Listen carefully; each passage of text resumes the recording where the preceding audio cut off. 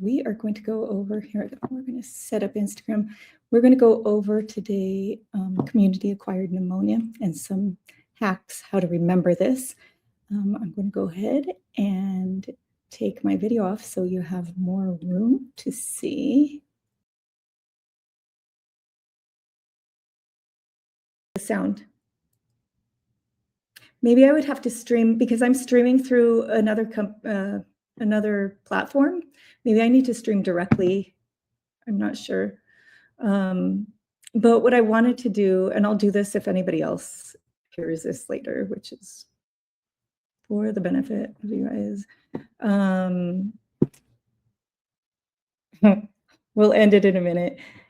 So this imaginary patient, 27-year-old female, goes into the with a cough to the clinic, and it turns out she's pregnant, right? So even though Sarah can't hear me, let's just say she's pregnant. I was supposed to say pregnant.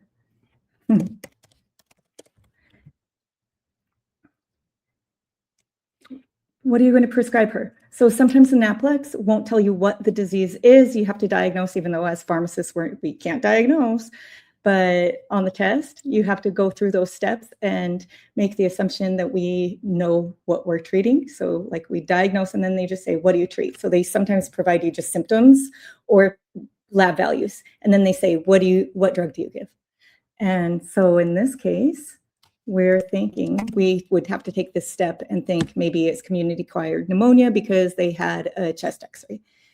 And then the next step would be, this patient, we could think, oh, wait, did she have comorbidities or allergies? Let's say no drug allergies. And then let's say she had asthma. So no drug allergies, but she's pregnant and has asthma. So asthma is a comorbidity. So that puts her down in Big Mac, Big Dog, single flower. But she's pregnant. We can't give her doxycycline, right? We can't give her a fluoroquinolone. So what does that leave us with? That's right, only Big Mac. So we can only give beta-lactam plus the macrolide for this patient. And if it's outpatient, we're thinking PO med. So make sure when you're choosing your answer that you focus in directly on what drugs are given outpatient.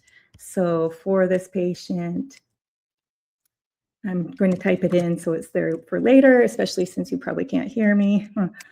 No doxy because she's pregnant. No fluoroquinolone because she's pregnant. So answer would be beta-lactam.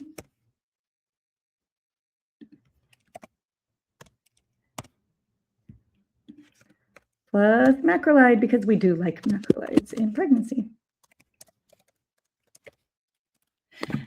So we're going to give this another shot for math in another hour, and hopefully we get all the problems fixed with sound. I hope you have a great day. Take care. Bye.